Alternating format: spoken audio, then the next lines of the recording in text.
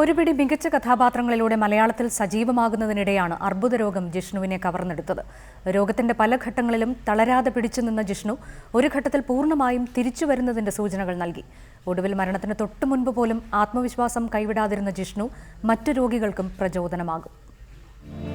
1987 പുറത്തിറങ്ങിയ കിളിപ്പാട്ട് എന്ന ചിത്രത്തിലൂടെയായിരുന്നു ജിഷ്ണു രാഘവന്റെ അഭിനയരംഗത്തെ അരങ്ങേറ്റം. പിന്നെയും 15 വർഷങ്ങൾക്ക് ശേഷമായിരുന്നു നായകവേഷത്തിലുള്ള രംഗപ്രവേശം. കമൽ സംവിധാനം ചെയ്ത നമ്മൾ എന്ന ചിത്രത്തിലെ ശിവനെ പ്രേക്ഷകർ ഇരുകൈയും നീട്ടി സ്വീകരിച്ചു. അയ്യോ ചേട്ടാ, പഴയ വണ്ടി വിറ്റോ? പഴയ വണ്ടി വിറ്റു, നല്ല കണ്ടീഷനുള്ള വണ്ടി വാങ്ങി.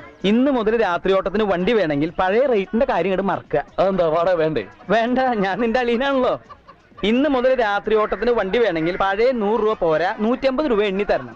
ഇത് എത്രാം തവണ ചേട്ടാ വാടക കൂട്ടി ചോദിക്കും? എന്തിനാ ശിവ ചേട്ടനെ കുറ്റം പറയണേ?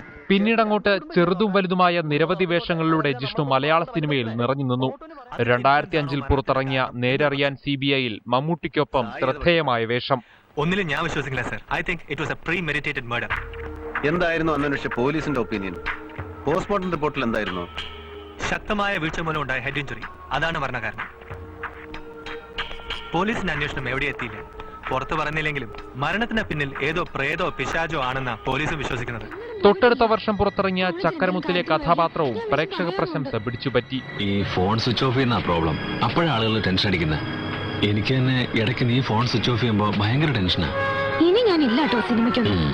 ഓർഡിനറി, ഉസ്താദ് ഹോട്ടൽ എന്നീ ചിത്രങ്ങളിലൂടെ മലയാളത്തിൽ സജീവമാകുന്നതിനിടെയാണ് ജിഷ്ണു രോഗബാധിതനാകുന്നത്. സംസാരിക്കാൻ ബുദ്ധിമുട്ട് നേരിട്ടപ്പോൾ ഫേസ്ബുക്ക് ജിഷ്ണുവിന്റെ ശബ്ദമായി. 1.5 വർഷത്തോളം നീണ്ട ചികിത്സയ്ക്ക് ശേഷം ട്രാഫിക്കിന്റെ ഹിന്ദി റീമേക്കിലും ജിഷ്ണു അഭിനയിച്ചു. എന്നാൽ വിട്ടൊഴിയാൻ ഭാവമില്ലാതെ അർബുദം ജിഷ്ണുവിനെ കീഴടക്കുകയായിരുന്നു.